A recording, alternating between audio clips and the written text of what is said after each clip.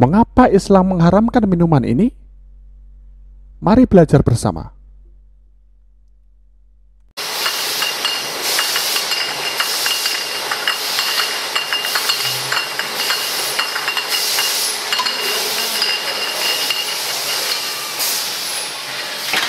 Secara sederhana, khamr dapat diartikan sebagai bahan yang mengandung alkohol dan memabukkan.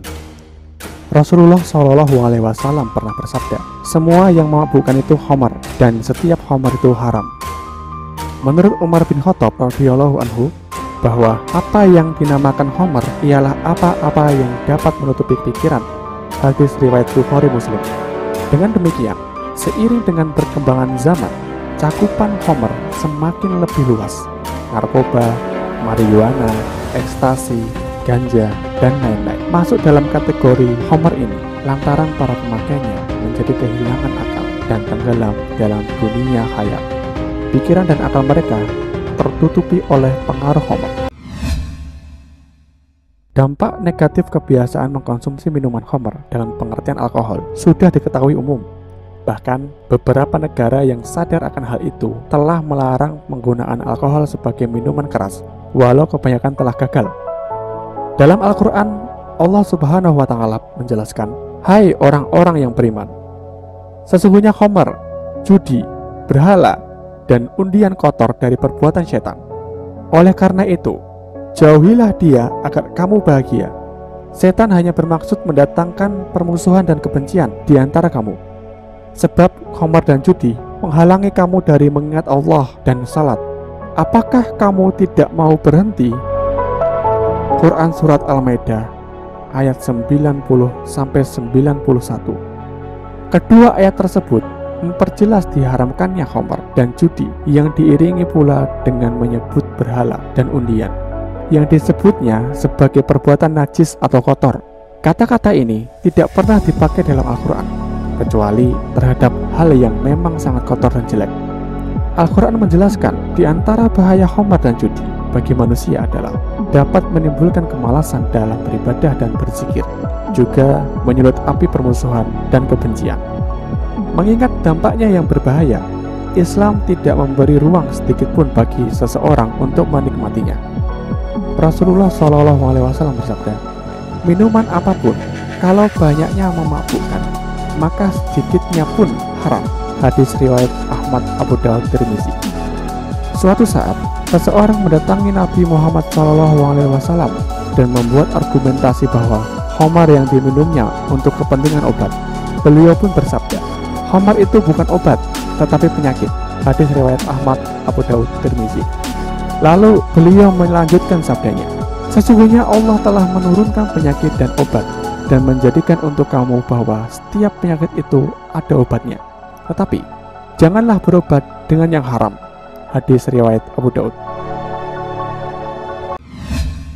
Berdasarkan hasil penelitian ilmiah, mengkonsumsi khamr yang mengandung bahan sejenis alkohol, yaitu etanol atau C2H5OH, sangat membahayakan. Bahan ini dihasilkan dari proses fermentasi dari berbagai bahan baku nabati yang mengandung karbohidrat, misalnya biji-bijian, buah-buahan, nira, dan lain-lain, atau yang sengaja ditambahkan alkohol di dalamnya.